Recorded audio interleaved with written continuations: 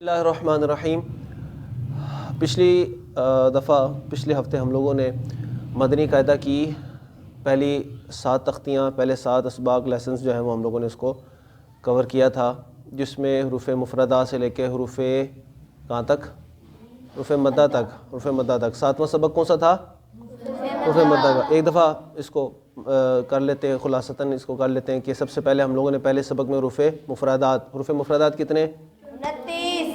29 29 کہہ لو یا 29 کہہ لو۔ حروف مستعلیہ کتنے؟ 7۔ اور حروف شفویہ ہونٹوں سے ادا ہونے والے حروف 4۔ اور حروف صفیریہ کتنے؟ 3۔ پھر حرکات کتنی؟ 3۔ زبر کہاں پہ ہوتی ہے؟ زیر کہاں پہ ہوتی ہے؟ پیش۔ پھر تنوین میں 2 زبر کہاں پہ؟ 2 زیر اور 2 پیش۔ تنوین کا مطلب تنوین نون ساکن ہوتا ہے، ٹھیک ہے۔ اور اس کے علاوہ ہم لوگوں نے 5ویں 6ویں سبق کے اندر ہم لوگوں نے اس کو سارا پیچھے سے جو ایکسرسائز بنتی تھی کس کی وہ پڑھی، اور پھر 7ویں سبق میں ہم آگے حروف مدہ پہ۔ حروف مدہ کتنے؟ 3۔ کون کون سے؟ الف مدہ، واو مدہ اور یا مدہ۔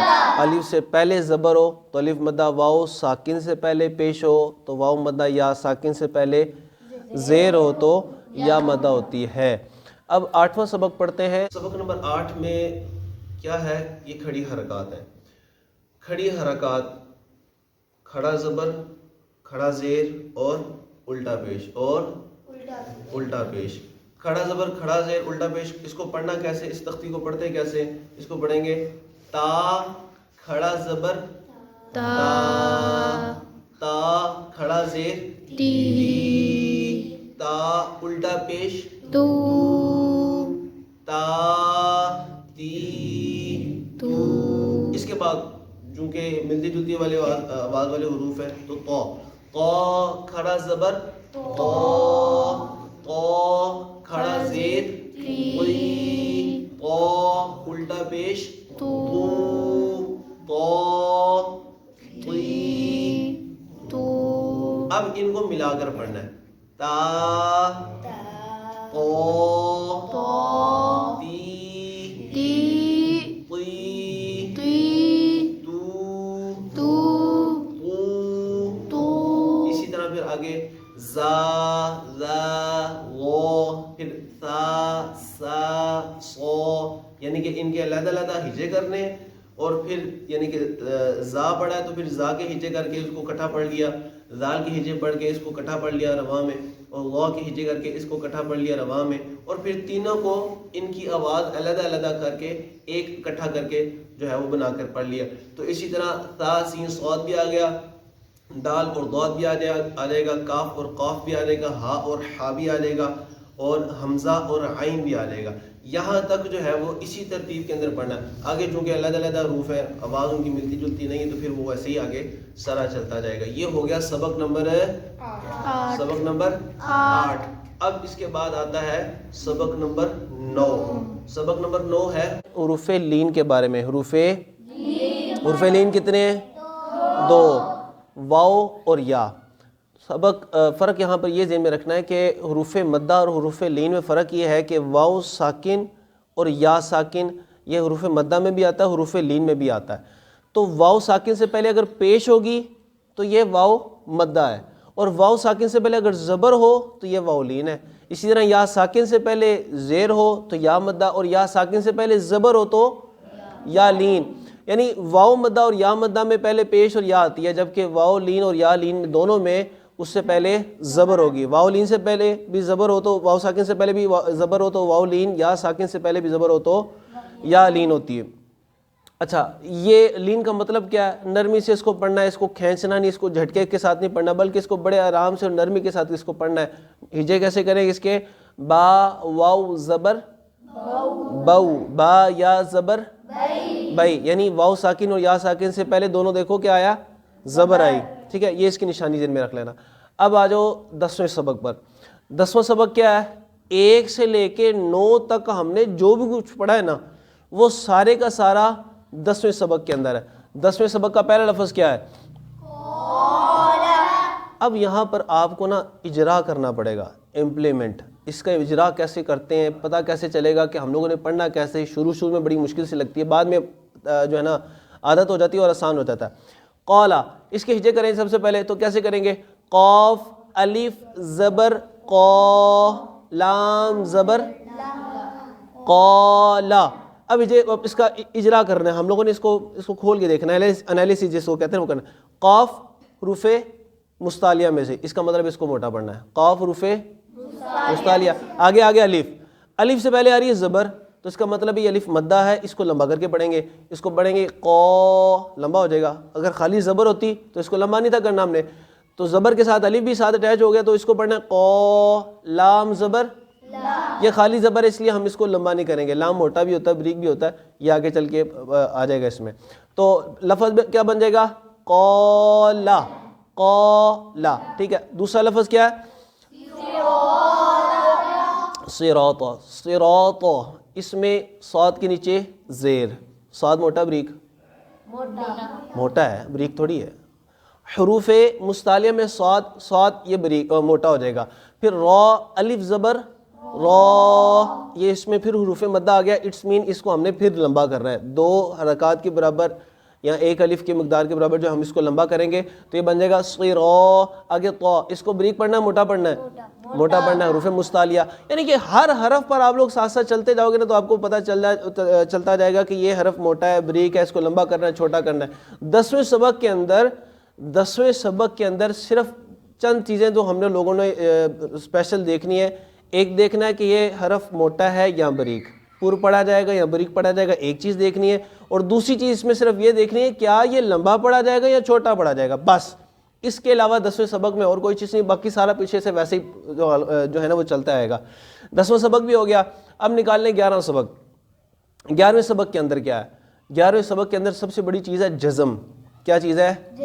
جزم. یہ دال جیسی ہوتی ہے، ٹھیک ہے، اور یہ انڈیکیٹر ہے اس چیز کا کہ یہ پیچھے سے ملے گا. یعنی کہ جس حرف پر بھی یہ جزم ہوگی نا، یہ چھوٹی سی دال ہوگی، اس کو ساکن کہہ دیں گے. اور اس کا مطلب یہ ہے کہ یہ حرف جو ہے نا یہ پچھلے حرف کے ساتھ ملا کر پڑھا جائے گا، پچھلے حرف کے ساتھ ملا کر پڑھا جائے گا. اور اس سبق کے اندر 11ویں سبق کے اندر ہم لوگ حروف قلقلہ، وہ بھی یاد کرتے ہیں. حروف قلقلہ کتنے ہیں؟ 5. کون کون سے؟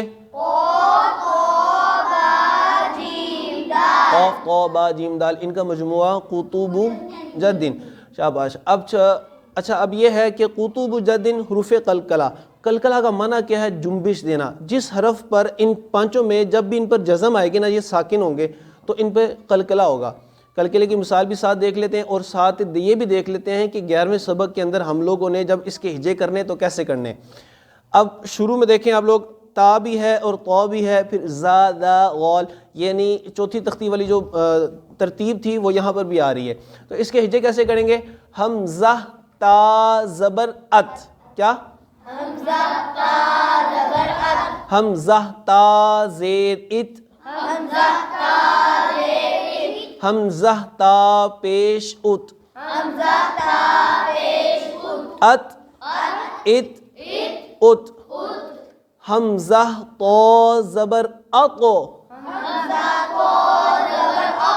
یہ جو اقو یہ کیا، یہ کیا ہے؟ اسی کو قلقلہ کہتے ہیں. یہ جن حروف میں ہے صرف اسی میں ہوگا، باقیوں میں نہیں کرنا. اور کون کون سے حروف ہیں؟ کتنے؟ 5 ہے نا. تو بھی ہے اس میں. تو حمزہ تو زیر اقو. حمزہ تو پیش اقو اقو. اب یہ پڑھ لیے. اب چونکہ یہ قریب 100 حروف تھے، ملتی جلتی آواز تھی ان کی، تو ہم لوگوں نے ان کو ملا کر بھی پڑھ لینا ہے. کیسے؟ ات اقو، ات اقو، ات اقو، ات.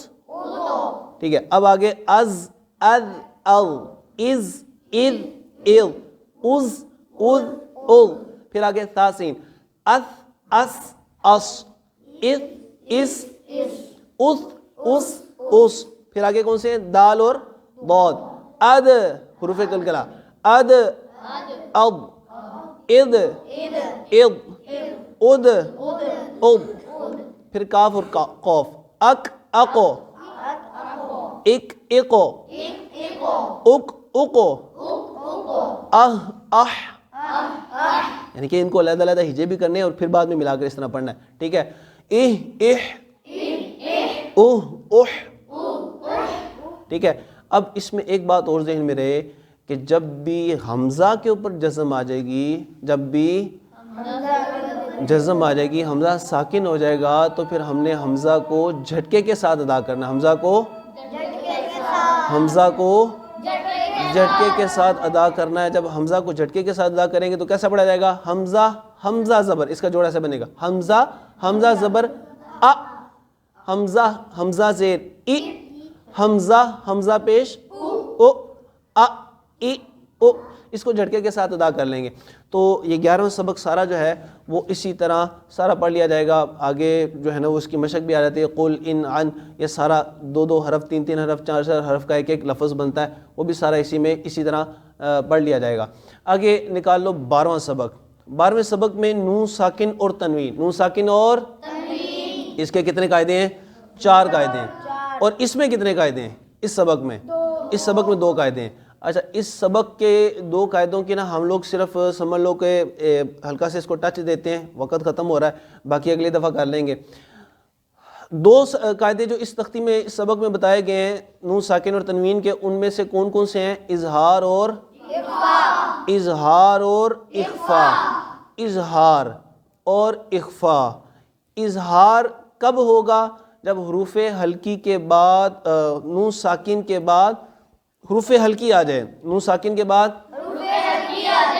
اور اخفا کب ہوگا؟ جب نون ساکن کے بعد حروف اخفا آ جائے. سمپل, یعنی نون ساکن اور تنوین کے بعد حروف ہلکی آ گیا تو اظہار, نون ساکن اور تنوین کے بعد اخفا آ گیا, حروف اخفا میں سے آ گیا تو اخفا. اب حروف ہلکی کتنے ہیں؟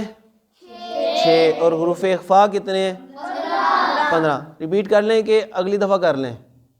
اسی دفعہ کر لیتے ہیں. حروف ہلکی کتنے؟